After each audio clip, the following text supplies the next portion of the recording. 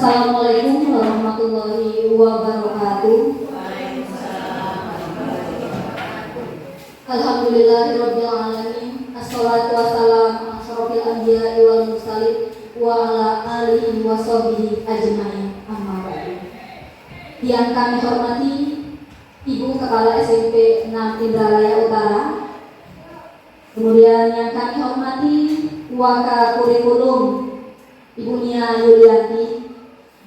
Yang kami hormati Waka Kesiswaan Ibu Sulaina serta rekan-rekan guru, dan yang kami banggakan Ibu Imasanya dalam hal ini sebagai CGP Angkatan 10 Kabupaten Ogan Ilir. Hari ini kegiatan kita adalah pemaparan dan diseminasi pemahaman dan penerapan budaya positif oleh Ibu Imasanya SPD, calon guru penggerak Angkatan 10 Kabupaten Ogan Ilir, Sumatera Selatan. Adapun rangkaian acara kita pada hari ini adalah yang pertama pembukaan, kedua sambutan oleh Ibu Kepala SMP Negeri 6 Indralaya Utara, kemudian yang ketiga pemaparan presentasi budaya positif oleh Ibu Imasania, yang keempat tanya jawab, yang kelima refleksi dari peserta, 6 kesimpulan, 7 penutup. Baiklah, kita mengawali acara. Tidak lupa saya sampaikan sedikit pantun pembuka, yaitu pergi sekolah untuk belajar, jangan lupa membaca doa. Semoga kegiatan ini berjalan lancar. Marilah kita buka dengan mengucap lafaz basmalah. Acara kedua yaitu sambutan dari Ibu Kepala SMP Negeri 6 Indralaya Utara yang akan disampaikan oleh Ibu Lipa SPD. Kepada Ibu kami persilakan.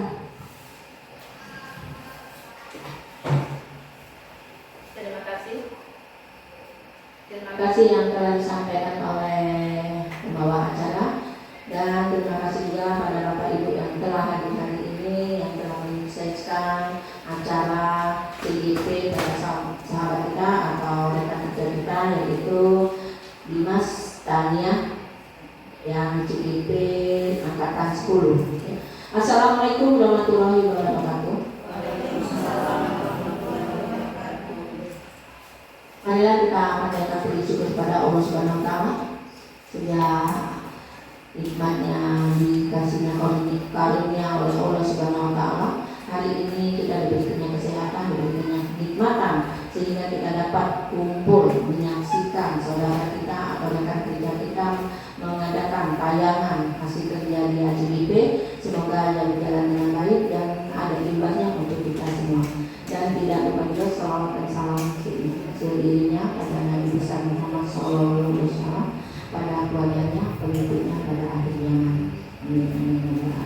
Bapak Ibu yang saya banggakan, yang saya harapkan pada Bapak Ibu semua, bahwa hari ini bahwa rekan kita Ibu Imas Tania dia akan memperagakan presentasi, yaitu mengenai aksi nyata definisi pemahaman dan pengalaman penerapan budaya positif di SMP. Nggak ada di SMP-nya. Nah inilah ada di SMP 6 Indralaya Utara, di mana Bapak Ibu beliau ini juga namanya di SMP 3 Indralaya atau di Ulang Sukaraja.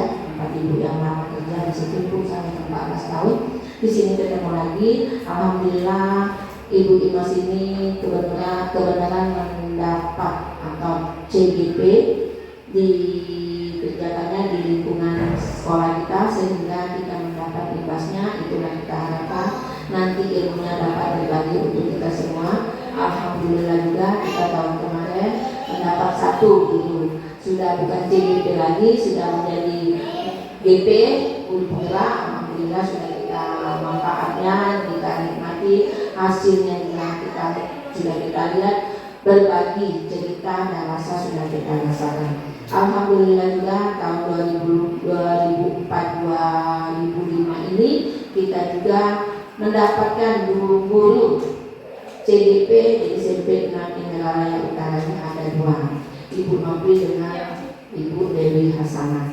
Ya semoga dia berdua nanti akan lancar seperti Ibu Yanti dan seperti Imas, semuanya berbagi untuk kita semua.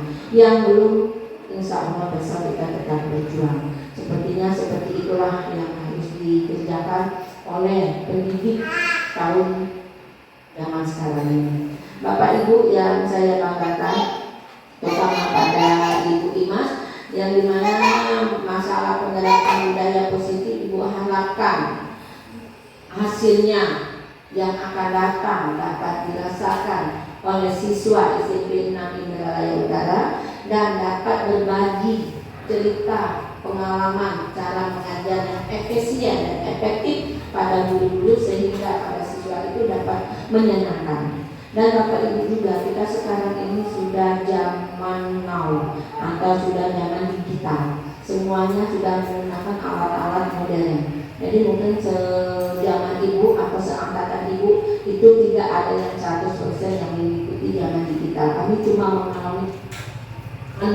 di pengalaman dalam masa kerja, pengalaman dari suka-dukanya menjadi guru, suka-dukanya menjadi pimpinan, dan suka-dukanya menghadapi masa-masa yang genting. Mungkin itulah yang kepala-kepala sekolah sudah seusia Ibu, atau ada 3 tahun, 4 tahun yang menjelang pensiun, dan kita lagi uji dengan kita kami semuanya angkat tangan. Tapi orang atasan kami di atasan kami, mereka memperjuangkan masa-masa kami karena mereka masih membutuhkan manusia yang model yang dulu, zaman KTSP, zaman K13, dan zaman perubahan. Nah, yang inilah yang akan dibagikan. Insya Allah bapak-bapak ibu yang zaman sekarang ini sudah zaman digital, kita juga tidak bisa mengeluh zaman kurikulum mereka itu seperti ini, kurikulumnya memang fakta nyata memang itulah. Kenapa? Kita lihat di TikTok, kukira itu sekedar dibuat-buat. Kita lihat anak-anak zaman sekarang seperti itu. Tapi kita sebagai pendidik jangan kalah dengan siswa. Harus kita lebih kuat di kita daripada siswa. Kenapa siswa kemarin kita menggunakan ujian online? Di situ kita dapat tugas dari sana bahwa guru-guru boleh siswanya online. Tujuannya supaya anak-anak itu dididik lebih angkat lagi, lebih memahami. Mungkin itu aja dulu ceritanya. Mungkin sebenarnya banyak yang diceritakan, nanti kita ada rapat kelulusan dan tadi juga rapat kenaikan kelas. Mungkin di sini aja Ibu Imas, Ibu mengharapkan supaya apa yang kamu hasilkan dapat kami rasakan, dapat berbagi dan dapat di ceritanya yang sama dan dapat ubahnya yang terbaik dengan siswa-siswa kita di SMP 6 Indralaya Utara. Mungkin itu aja Ibu Imas. Tania, silakan kerjakan yang terbaik. Kami selalu memberi dukungan dan doa semoga dalam semua pekerjaannya CGP ini berjalan dengan baik dengan nilai yang terbaik. Itu aja. Assalamualaikum warahmatullahi wabarakatuh.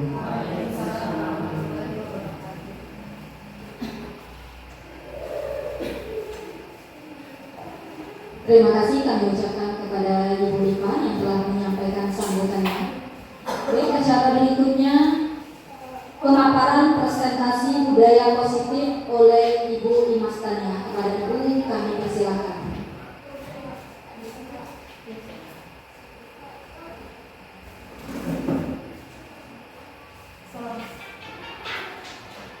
Assalamualaikum warahmatullahi wabarakatuh. Selamat siang Bapak-bapak Ibu guru semuanya yang ada di SMP 6 Indralaya Utara. Salam hormat saya untuk kepala sekolah Ibu Lipa dan juga wakil kurikulum Ibu Nia Yulianti dan juga wakil kesiswaan Ibu Sulaina serta para dewan guru sekalian. Baiklah Bapak Ibu, terima kasih banyak untuk waktunya hari ini karena terkait dengan tugas CGP saya di modul 1.4 hari ini diseminasi pemahaman dan pengalaman penerapan budaya positif Imas Tania SPD, calon guru penggerak angkatan 10 dari SMP Negeri 6 Indralaya Utara, Kabupaten Ogan Ilir, Sumatera Selatan. Mungkin sebelum saya pemaparan, saya ada pantun dulu Ibu. Beli senar gitar bersama Yaya, mampir beli salak lalu dimakan. Inilah dia pemaparan dari saya, mohon disimak dan didengarkan. Baik, mungkin operator bisa. Oke. Di sini saya membuat slogan ya, mari belajar bersama, saling mendukung demi mewujudkan disiplin positif di sekolah. Di sini fotonya saya ingin sekali foto bersama dengan guru-guru, tapi saya belum ada dokumentasi, jadi saya foto gerbangnya saja sebagai pembuka untuk laporan saya. Oke, berikutnya kurang lebih Bapak Ibu sebelum modul 1.4 kami di CGP itu belajar modul 1.1 tentang filosofi pemikiran Ki Hajar Dewantara.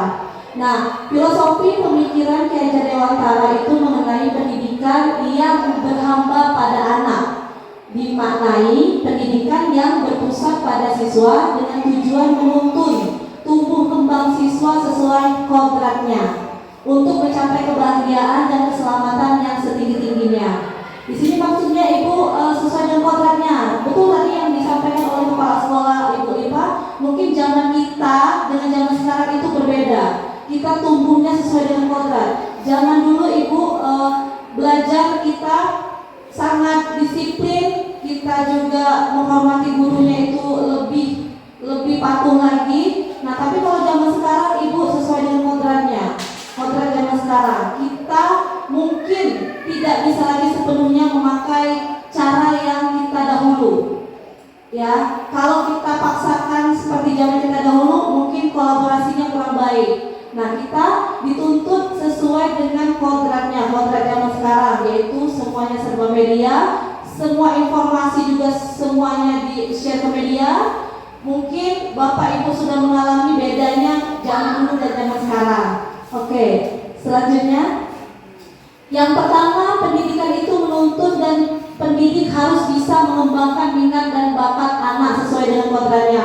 Mungkin kalau zaman dulu kita sangat asing sekali melihat murid kita yang laki-laki itu bisa menari contohnya. Kalau zaman dulu tabu. Kalau zaman sekarang, kalau memang bakat anak itu di situ, mungkin kita bisa mensupport melalui guru seni budaya. Bisa kita kembangkan. Dan pada akhirnya nanti akan menjadi bekal anak di masa depan untuk keahliannya. Nah, terus wanita, mungkin zaman dulu siswa kita yang perempuan itu sangat tabu ya kalau ikut balapan motor mungkin, karena zaman sekarang sudah ada lombanya ya, lomba olahraga balap mobil sudah ada wanitanya, balap motor sudah ada wanitanya, bahkan ada yang kalau di sini Bapak Ibu yang ojek sudah ada wanitanya juga. Mungkin kita cuma mensupport keahlian anak itu di mana, ya? Mungkin kita arahkan sebagai guru dan siswa yang ada di zaman sekarang. Oke, yang kedua, pendidikan dan kebudayaan adalah dua hal yang saling terintegrasi. Nah, pendidikan itu tidak bisa terlepas dari budaya. Contoh, mungkin pengalaman saya di SMP lama ya Ibu. Kalau saya mengajar dengan bahasa Indonesia, mungkin mereka agak kaku. Jadi kita ikut budaya di sana. Tidak apa-apa kita menggunakan bahasa Indonesia. Yang penting penyampaiannya sampai. Mereka mengerti apa yang kalimat kita ucapkan. Ya, mungkin itu juga bisa membuat guru tersebut juga leluasa untuk menyampaikan materi. Nah, di sini di kurikulum Merdeka kita bebas memberikan pengetahuan tadi dengan media apa saja, dengan bahasa yang santun pastinya, ikut budaya yang ada di sekolah tersebut atau di lingkungan sekitar. Yang ketiga, pembelajaran yang berpusat pada siswa, komunikatif, kolaboratif, berpikir kritis, dan kreatif. Nah, sepertinya saya juga sudah sedikit memahami ya, siswa di sini sangat kreatif ya Ibu. Mungkin walaupun saya baru beberapa minggu ya, saya yakin di sini anak-anaknya kreatif dan bisa diajak komunikatif serta kolaboratif. Contoh barusan, mereka tidak kenal saya, tetapi ketika saya minta bantuan mereka untuk membersihkan ruang rapat kita ini Bu, mereka sangat gerak cepat atau gercep. Mereka membantu saya, padahal saya siapa gitu Ibu kan, tapi mereka ternyata anak-anak di sini sangat luar biasa, responnya baik. Mungkin cara kita saja, jangan sampai karena saya merasa mereka tidak kenal saya, mungkin saya jangan to the point merintah. saya, nak ada kerjaan tidak? Kalau tidak ada boleh bantu ibu. Nah, mungkin di kalimatnya lebih dimasukkan ke dalam hati mereka, diupayakan. Jadi tidak langsung saya perintah gitu ibu. Oke, yang keempat, dunia anak adalah bermain, sehingga pembelajaran haruslah menyenangkan dan memerdekakan anak. Nah, yang ini mungkin masih agak tabu ya ibu ya, karena kita pengen sekali dalam ruang belajar itu mereka fokus. Tapi bapak ibu, kita capek tidak? Mata kita itu kalau kita serius. Makanya kita selalu diajarkan untuk ice breaking. Mungkin biar kedekatan kita bersama siswa juga merasa kita tidak monoton. Nah, mungkin kita diupayakan untuk ada ice breaking sejenak. Oke. Itu banyak sekali bu di YouTube, di Google itu banyak sekali ice breakingnya. Tidak perlu panjang lebar, kita berikan mereka istirahat sejenak. Mungkin kita nanti punya ide-ide kreatif lainnya, sehingga anak-anak itu selama jam pelajaran kita itu tidak ngantuk, tidak monoton, dan mereka pada akhirnya memperhatikan materi yang kita berikan. Yang kelima, pendidikan yang menerapkan sistem berpihak pada anak, berhamba pada anak. Oh ya, ini maaf ya ibu, berhamba pada anak, sehingga tugas guru dilaksanakan dengan tulus, ikhlas dan penuh cinta. Kemarin kami di sini memperhatikan kalimat berhamba pada anak. Mungkin kalimatnya itu hiasan bu, berhamba pada anak. Kalau bahasa daerahnya bu, kita itu ngolok anak bu, ngolok. Jadi kita itu masuk ke dunianya dulu. Contoh bu, mungkin saya nggak apa-apa bu ya, contoh di SMP lama bu ya. Karena saya belum punya pengalaman di sini bu ya. Di SMP lama itu ada siswa yang tidak mau masuk dan dia sudah 2 kali tidak naik kelas. Tapi orang tuanya tetap mau anak itu di situ. Jadi anak itu kurang komunikatif, tertutup dan semaunya. Jadi pada saat pelajaran saya, apalagi saya matematika kan, saya pertama kali masuk ke kelas dia, itu ibu kakinya itu di atas meja, duduk di depan. Kalau saya pakai ego saya, mungkin kita normal semuanya bu ya, pasti marah. Yang kedua, saya turuti dulu apa kemauan dia. Namanya waktu itu Julio, kamu mau pelajaran ibu apa tidak? Dia jawab, ibu sungkan aku bu. Sudah, silakan keluar. Mau keluar? Mau bu, mau dia keluar. Oke, keluar. Hari kedua, seperti itu lagi.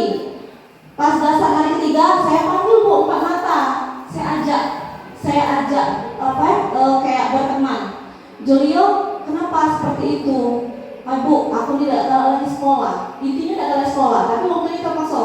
Terus dengan saya masuk ke dunia dia, kita curhat bu. Apa kendalamu? Bu, aku malu bu. Mulailah tamat galau, aku masih kelas 8. Terus Julio ngapo? Pokoknya intinya dia tuh tidak percaya diri lagi. Jadi saya iming-iming dulu bu, iming-imingi. Julio, kau masuk pelajaran ibu. Kali ibu kita beli model. Itu awalnya bu, itu pribadi saya.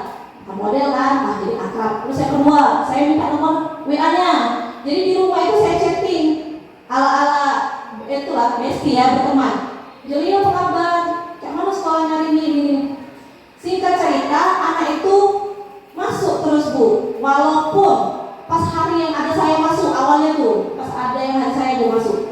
Terus berikutnya akhirnya masuk terus bu, sampai wali kelasnya tuh bilang, tumben Julio ini masuk terus walaupun tidak belajar, tapi masuk dulu bu, yang penting masuk dulu dia. Yang penting dia tidak ganggu, dia masuk dulu. Dia duduk situ tidak apa-apa. Dia walaupun cak tidur-tidur dia nonton kita bu. Pada akhirnya dia ikut bu, ikut pembelajaran, ikut ngerjoke, walaupun nyontok, ikut. Pada akhirnya alhamdulillah sekarang ujian bu. Mudah-mudahan dia naik kelas. Tapi dia chatting ke saya, ibu ini ngapa pas waktu aku naik kelas ibu udah KT. Harusnya kan tidak boleh kan bu kalau gara-gara saya. Tapi saya sebagai guru ngomong tidak boleh Julio. Kamu nanti kalau naik kelas bisa dapat ijazah tamat, nanti kamu langsung bisa kerja. Terus tamat SMP, kalau kamu tidak mau lanjut, kamu sudah bisa kerja dengan ijazah SMP. Saya ini dulu bu, ini motivasi kan. Alhamdulillah saya tanya sama wali kelasnya yang sekarang, junior itu masuk ikut ujian, nah insya Allah nanti dapat kabar yang baik. Akhirnya anak yang 2 tahun tidak naik kelas, insya Allah naik kelas tahun ini. Oke, mungkin itu yang contoh menghamba tadi Bu, menghamba. Mungkin bagi sebagian kita, repot nian, beri jawab, jadi ya mungkin Bu ya. Tapi kadang kita tuh ada hati yang, anak ini cak mau jual. Jangan-jangan cak anakku lagi, jangan sampai lah. Aku pengen juga anakku di sekolah dia itu diperhatikan juga oleh guru. Mungkin seperti itu Bu pemikiran. Jadi menghamba pada anak tuh kurang lebih seperti itu Bu, menghamba tadi Bu ya. Bukan kita yang menyembah-nyembah anak, bukan. Mungkin kita salah satunya kita masuk ke dunia dia dan kita cerna kenapa hal yang demikian. Oke, lanjut Ibu. Kelas yang mencerminkan pemikiran Ki Hajar Dewantara. Yang pertama, melaksanakan pembelajaran yang bermakna dan menyenangkan juga sesuai dengan kebutuhan murid. Kita sudah ya Ibu ya, kurang lebih kita semua guru sudah melakukannya. Berusaha, kita pasti sebagai guru berusaha untuk membuat kelas kita nyaman kan Bu, dengan metode yang kita punya, dengan cara yang kita bisa. Oke, yang kedua, memberikan tuntunan dan arahan kepada murid sesuai dengan kodratnya. Mungkin sampai sekarang kita tetap masih belajar bagaimana sih sesuai kodratnya itu, walaupun mungkin sebagian dari kita masih bingung ya, karena selain kita sebagai guru ingin menyampaikan semua materi, kita juga harus ikut ke dalam dunia mereka, ya, dunia mereka yang sangat kreatif, dunia mereka yang sangat berani. Oke, yang ketiga, menyadari setiap peserta didik unik, memiliki karakter yang multikultural. Sangat unik. Di sini banyak sekali murid yang unik. Jadi keuntungan kita di sini anaknya itu kreatif dan unik.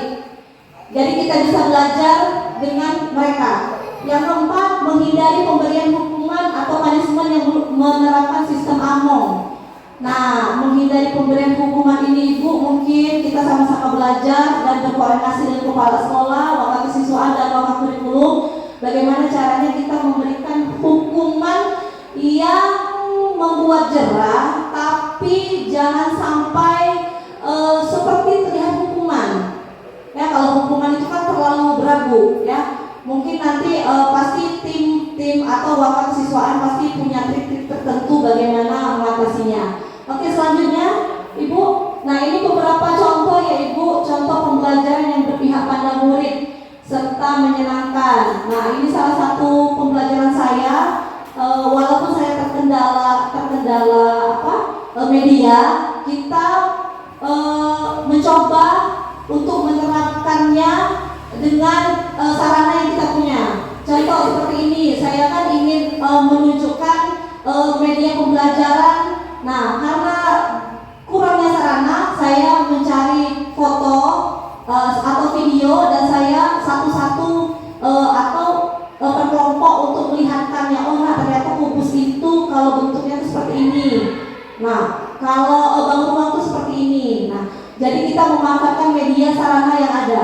Oke, yang berikutnya saya mencoba untuk mengumpulkan tugas anak-anak bukan berupa portofolio ya, tapi mungkin berupa mading. Karena kalau kita tahu mading itu kan berkaitan dengan bahasa Indonesia.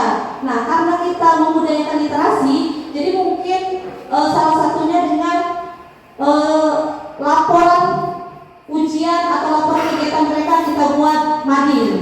Ya, mading. Oke, lanjut.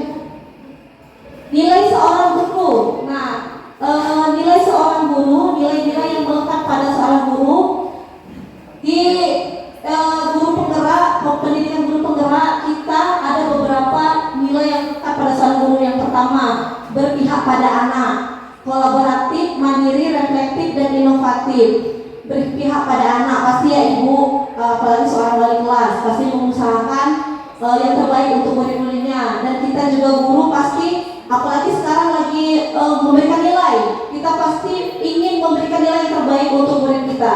Kolaboratif, bekerja sama, contohnya seperti ini Ibu. Terima kasih guru-gurunya sangat antusias sehingga terjadilah kolaboratif antar sesama guru dan juga sesama murid. Mandiri, guru dituntut untuk mandiri mandiri. Mungkin kalau mandiri ini di sini bukan semuanya sendiri ya, tapi kita mungkin kalau ada ide kita bisa ungkapkan. Kalau kita punya ide kita ungkapkan ke forum, atau juga kita bisa share, bisa berdiskusi dengan kepala sekolah dan juga wakil kepala sekolah. Yang berikutnya reflektif. Nah, reflektif ini Ibu ada umpan balik. Seperti ini kan, saya mau minta bantuan kepada ibu-ibu untuk membantu saya dalam tugas, dan ibu sangat menyambut dengan antusias. Oke, inovatif ya seperti ini Bu. Kita presentasinya kalau dulu pakai PowerPoint, mungkin saya belajar pakai Canva. Ini bagi saya ini inovasi untuk saya gitu Bu. Oke, selanjutnya, nah ini contoh inovasi dalam pembelajaran.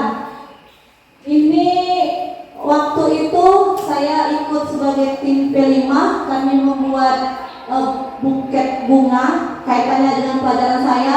Saya menyuruh mereka membuat proposal. Kalau kita buat buket bunga seharga 50.000, modalnya berapa, dijualnya berapa.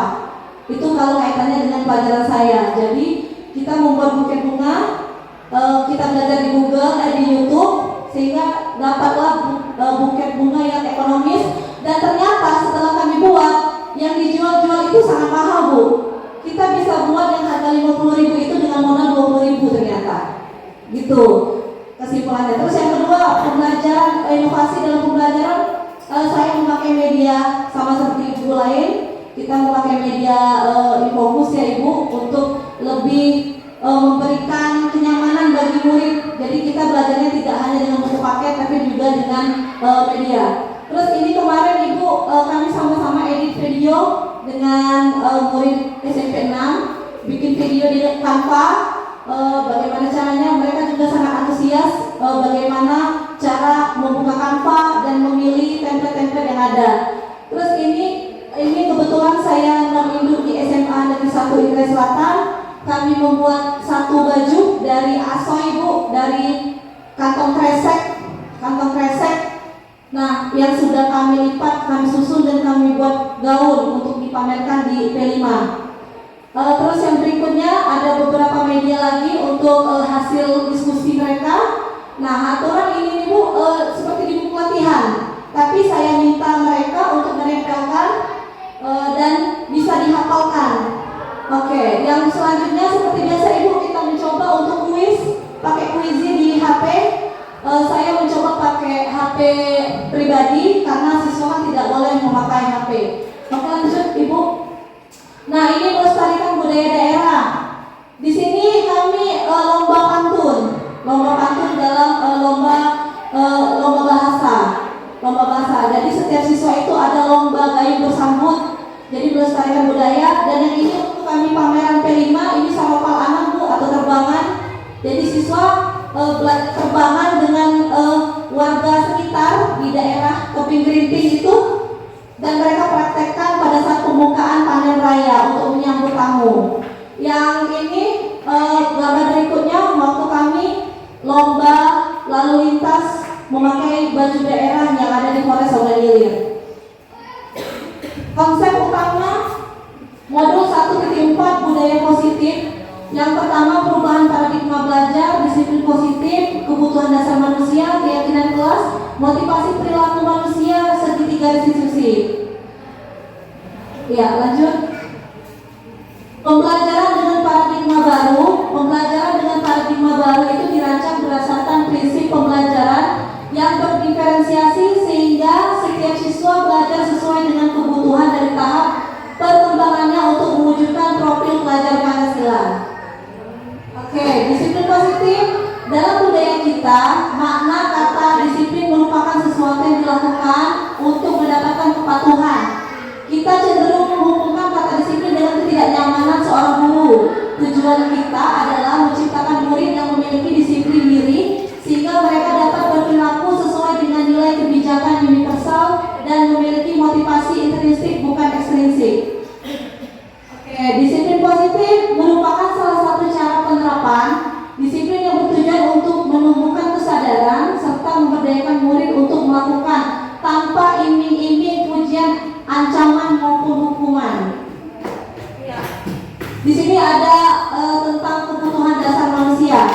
Yang pertama, bertahan hidup. Yang kedua, kasih sayang dan rasa diterima. Yang ketiga, penguasaan. Yang keempat, kebebasan. Yang kelima, kesenangan.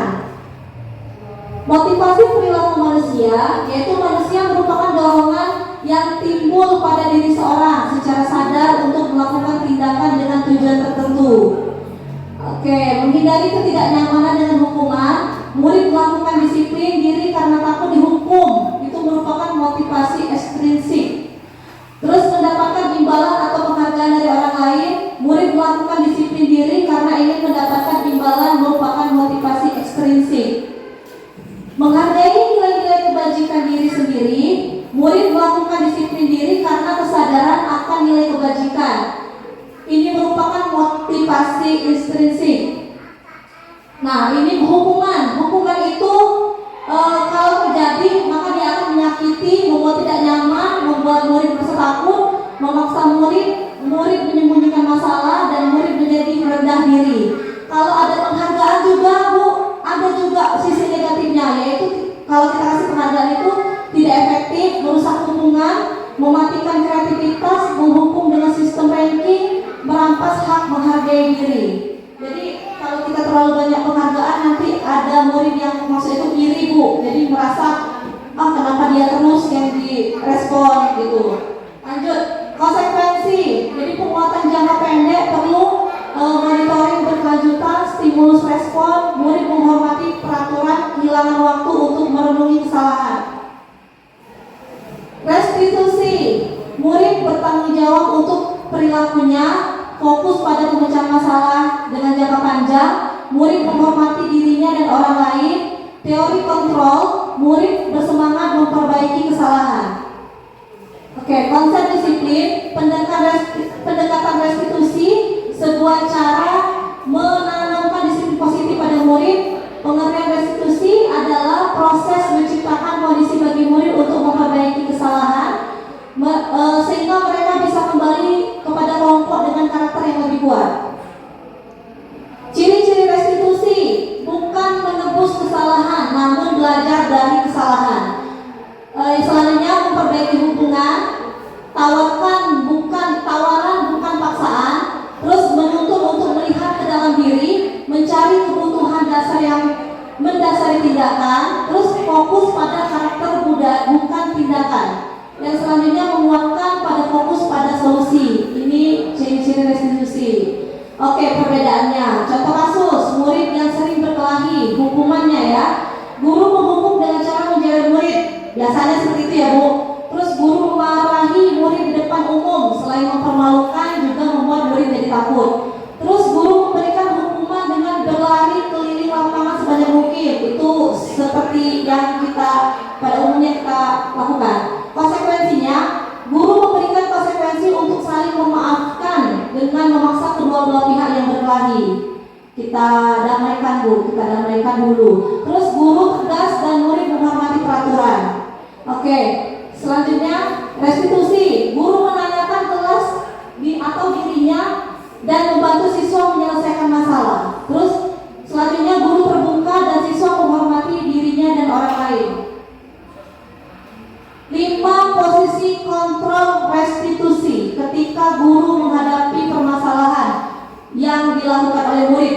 Kita menjadi 5 poin ini. 1. Guru bisa menjadi penghukum.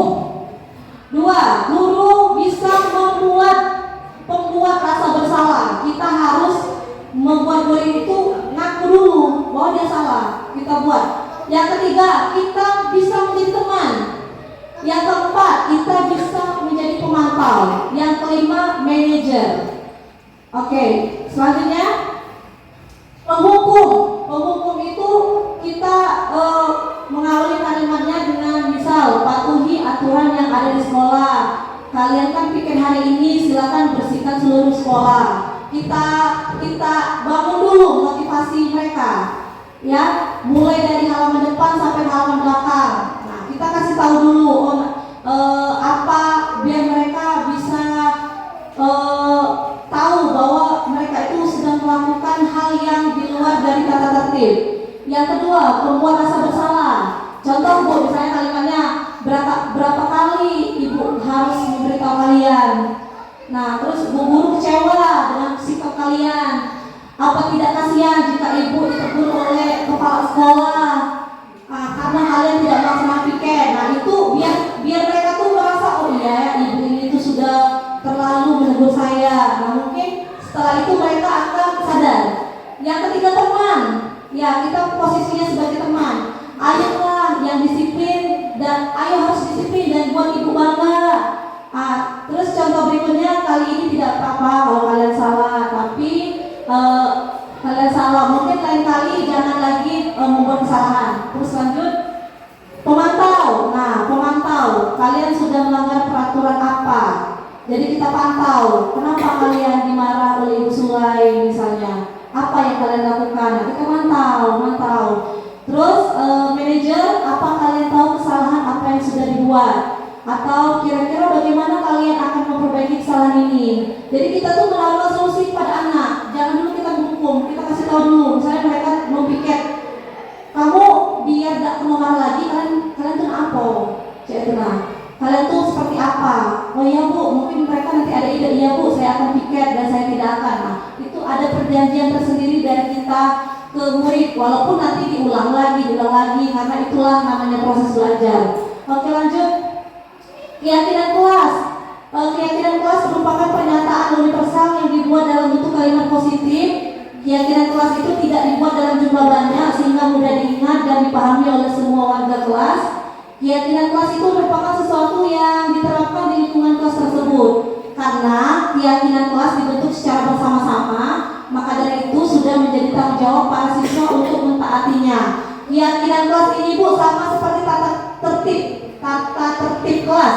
Cuma bedanya kalau tata tertib sudah dibuat oleh sekolah, atau sudah ditempel, anak-anak mematuhi. Nah, kalau keyakinan kelas kita diskusi, anak-anak kalau pelajaran Ibu, syarat pertama apa? Nanti mereka mengeluarkan ide, iya Bu, tidak boleh tidur, sudah kita tulis, tidak boleh tidur, nah ya perjanjiannya. Terus nak, apa lagi? Ini Bu, tidak boleh makan. Nah itu perjanjian kita dengan murid, dengan harapan mereka mematuhi apa yang mereka janjikan kepada kita, dan kita memantau situasinya. Nah itu bedanya keyakinan sama peraturan. Peraturan sudah dibuat, sedangkan keyakinan dibuat dengan cara berdiskusi dengan peserta didik. Oke, lanjut. Contoh keyakinan kelas. Nah seperti ini. Misalnya setelah didapati beberapa ide, dapatlah 1, hadir tepat waktu, 2, membaca doa sebelum dan sesudah belajar, dan lain-lain. Dan ini bisa kita umumkan ketika kita masuk kembali di pelajaran kita. Nah, masih ingat gak keyakinan kelas kita? Oke, kalau ingat ataupun bisa kita tulis dan semua guru bisa menerapkannya. Lanjut. Nah, sekarang segitiga restitusi. Ini kaitannya dengan waka kesiswaan. Mungkin sebelum waka kesiswaan kita bisa mengkondisikannya dengan dengan pelajaran kita. Misalnya murid itu bermasalah di pelajaran kita dulu mengatasinya. Kalau kita tidak bisa, baru kita ke waka kesiswaan. Gitu. Yang pertama, menstabilkan identitas. Kita semua akan melakukan hal yang terbaik yang bisa kita lakukan. Yang kedua, validasi tindakan. Semua perilaku memiliki alasan. Yang ketiga, menanyakan keyakinan. Jadi Bu, kalau kita punya kasus, ada murid kita berkasus sama mapel kita ingat 3 Bu. Ingat 3 ini. Stabil, validasi, dan menanyakan. Lanjut. Contoh Bu ya. Ini saya ambil contoh. Sabrina hari itu ketemu terlambat dan terburu-buru sampai di sekolah. Dia pun akhirnya sampai di gerbang sekolah, tapi baru menyadari kalau tidak menggunakan sepatu hitam seperti tertera di peraturan sekolah. Jadi di depan pintu kelas itu ada guru namanya Pak Lukman memperhatikan bahwa sepatu Sabrina itu berwarna coklat. Sabrina berusaha menjelaskan bahwa dia terburu-buru dan salah mengenakan. Actionnya Bu, dramanya. Jadi pertama itu stabilkan identitas. Ditanya dulu, Sabrina, kenapa warna sepatu kamu coklat? Itu Bu. Yang kedua, terus bisa juga, apakah kamu sengaja atau tidak tahu peraturan sekolah? Seharusnya memakai sepatu untuk warna apa? Diingatkan dulu Sabrina itu bahwa pertama dia salah. Terus dia harus diingatkan, oh iya, biar dia ingat ternyata saya salah. Terus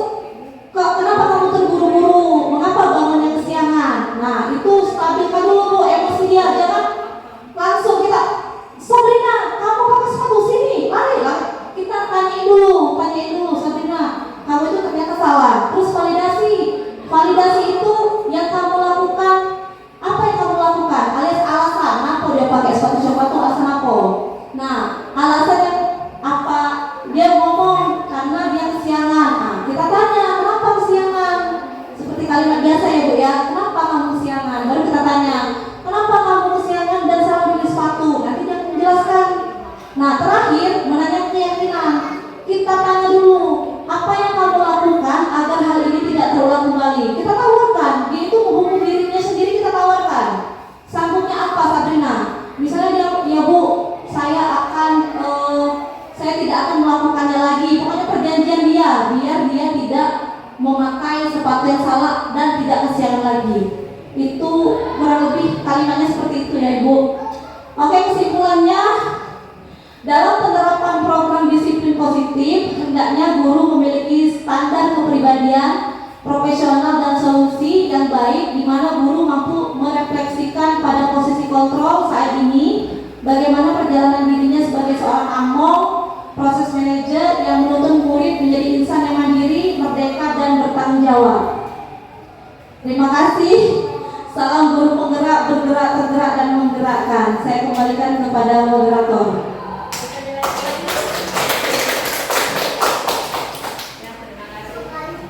Alhamdulillah, pemaparan dari Ibu Limas Tania telah selesai. Semoga dari pemaparan itu ada ilmu yang dapat kita terima dan kita nanti bisa share ke siswa kita.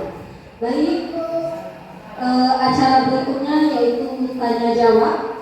Jadi kita buka sesi tanya jawab. Silakan bagi yang mungkin dari hasil paparan tadi ada yang belum jelas atau belum mengerti, kami persilakan.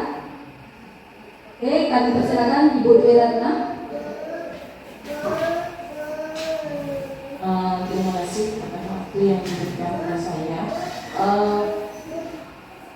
Ada pemaparan yang barusan tadi disampaikan pada Ibu Limas.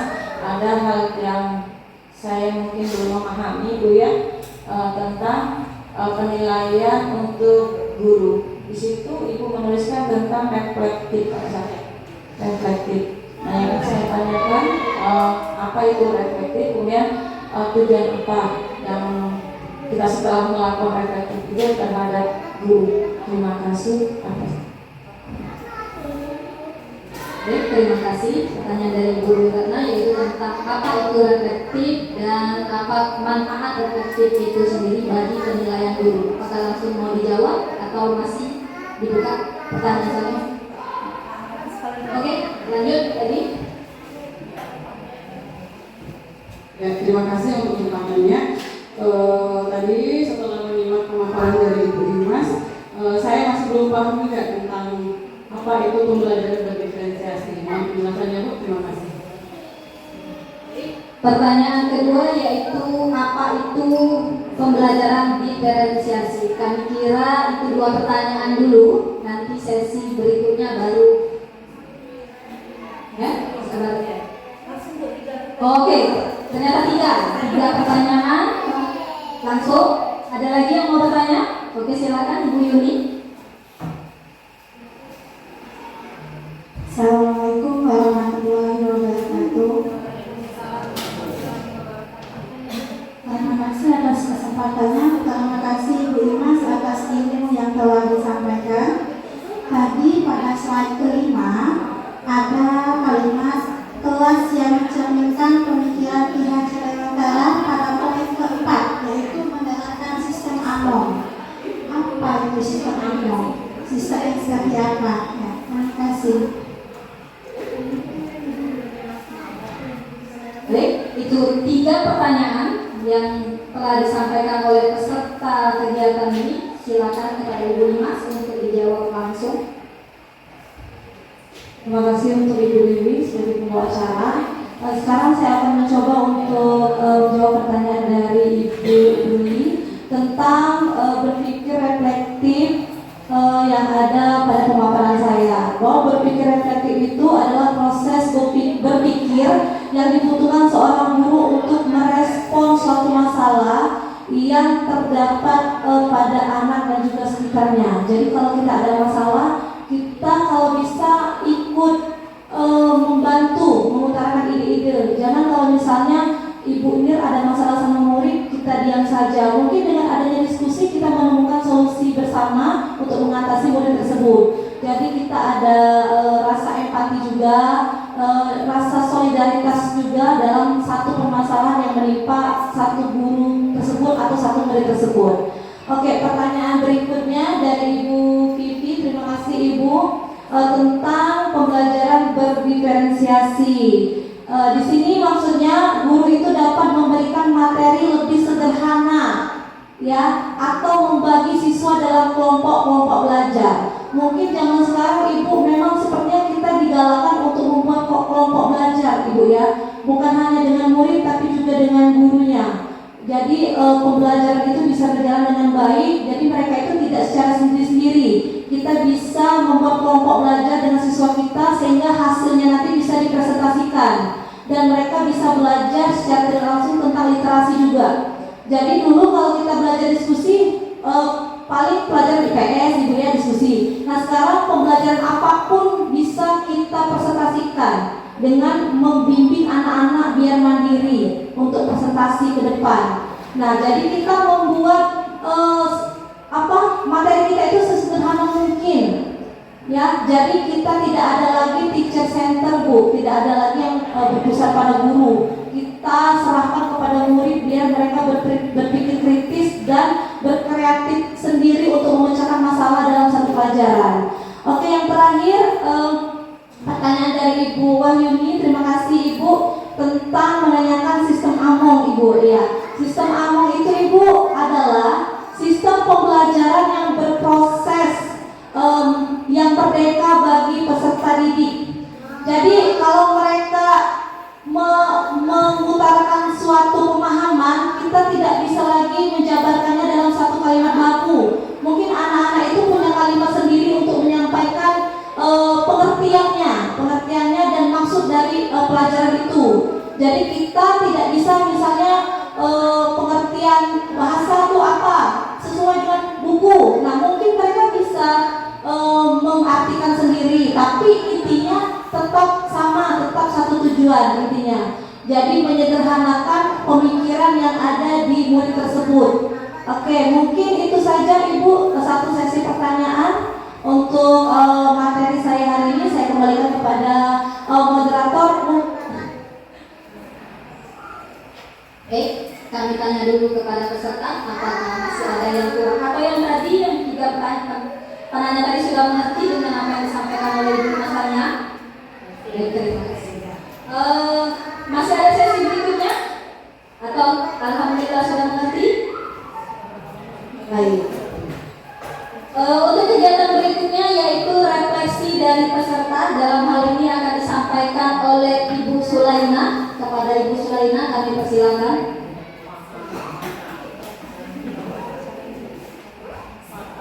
Oke, terima kasih kepada Ibu Imas Tania atas pemaparannya tentang pemaparan presentasi budaya positif.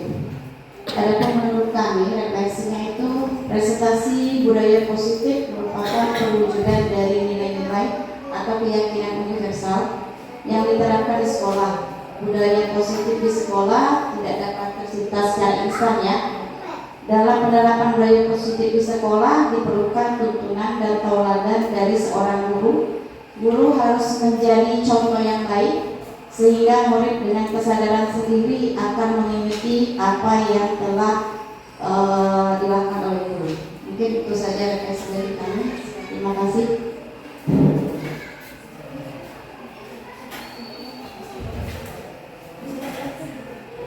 Baik, kami untuk acara berikutnya yaitu kesimpulannya tentang budaya positif yang dapat diterapkan di sekolah. Jadi kegiatan ini bisa kita lakukan kepada anak didik kita ataupun berkolaborasi dengan sesama guru yang pada intinya nanti akan disupport langsung oleh kepala sekolah. Begitu kan Bu? Lebih kurang itu kesimpulan dari kami. Maaf kalau kurang berkenan. Selesai sudah acara kita hari ini. Ada sedikit pantun untuk menutup kegiatan kita. Dalam kurikulum Merdeka ada kegiatan aksi nyata. Untuk menutup acara, marilah kita ucapkan lapas hamdalah. Alhamdulillah. Sekali lagi. Hari panas minum es, jangan lupa ditambah serasi. Alhamdulillah kegiatan berjalan sukses. Kami ucapkan terima kasih. Saya sebagai pemandu acara mohon maaf jika ada kata yang salah. Kami ucapkan wabillahi wa taufiq wal hidayah. Wassalamualaikum warahmatullahi wabarakatuh.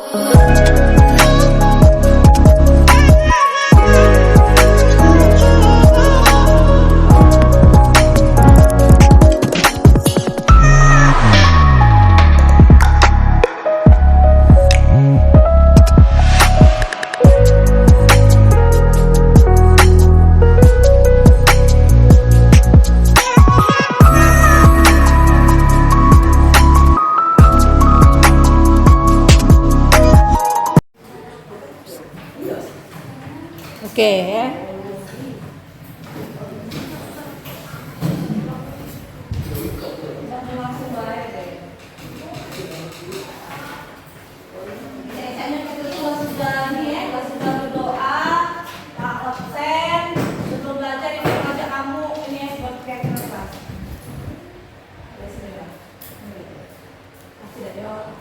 Assalamualaikum warahmatullahi wabarakatuh.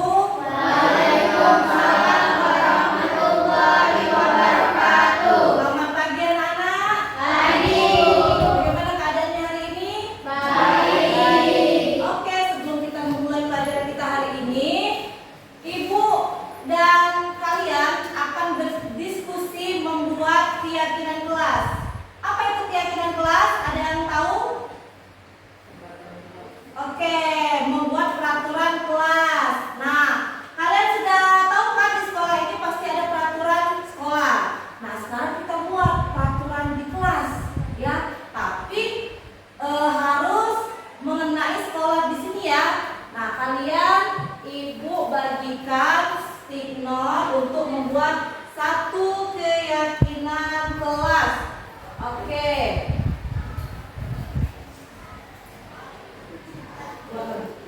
Buat satu kalimat. Nanti ini akan kita diskusikan. Seperti apa ide keyakinan kelas yang kalian inginkan.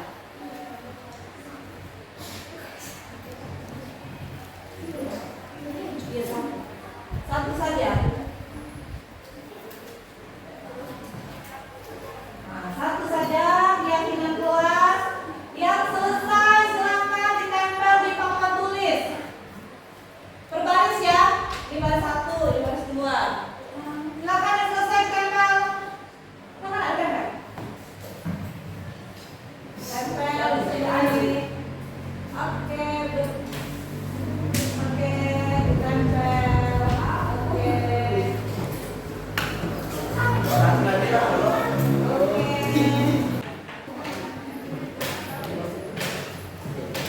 Oh iya, agak deket baik. Ibu kan lagi nak nyuruh kamu maco ini apa? Ada salah satu yang baca di depan ya. Lagi ibu tanya kan.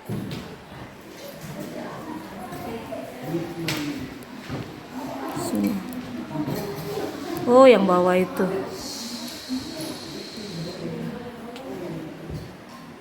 Nah, Oke. Nampak tuh ini.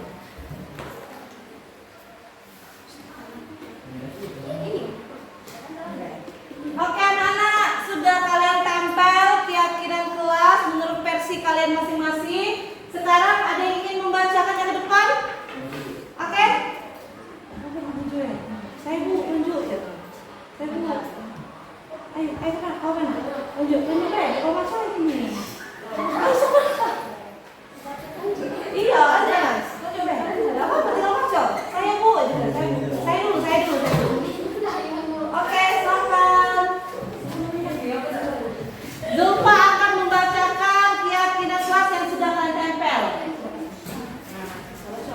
Iya, Satu, jangan kasar dengan teman. Memperhatikan penjelasan guru. Jangan membuang sampah sembarangan. Patuh kepada guru. Jangan berbicara kotor di kelas. Jangan bermain di kelas.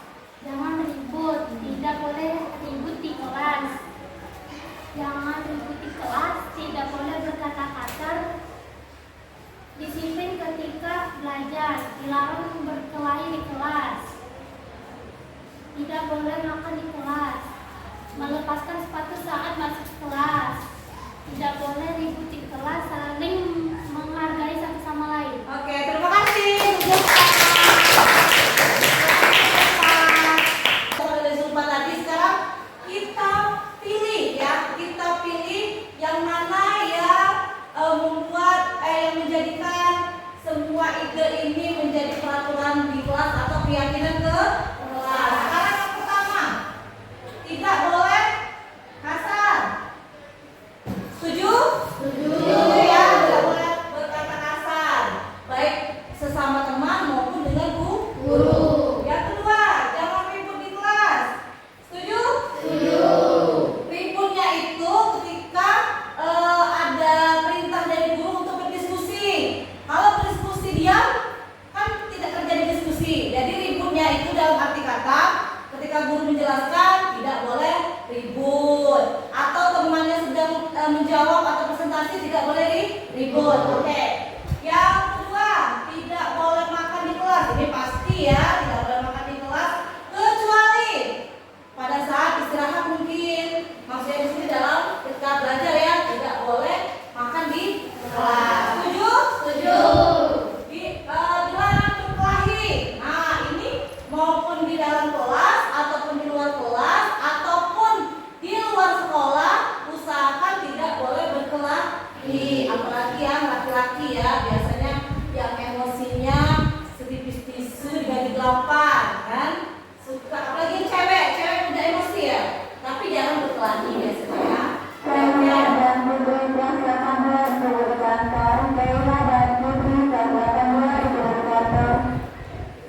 Oke, selanjutnya melepaskan sepatu saat masuk kelas. Wah, ini peraturan baru ya untuk kita.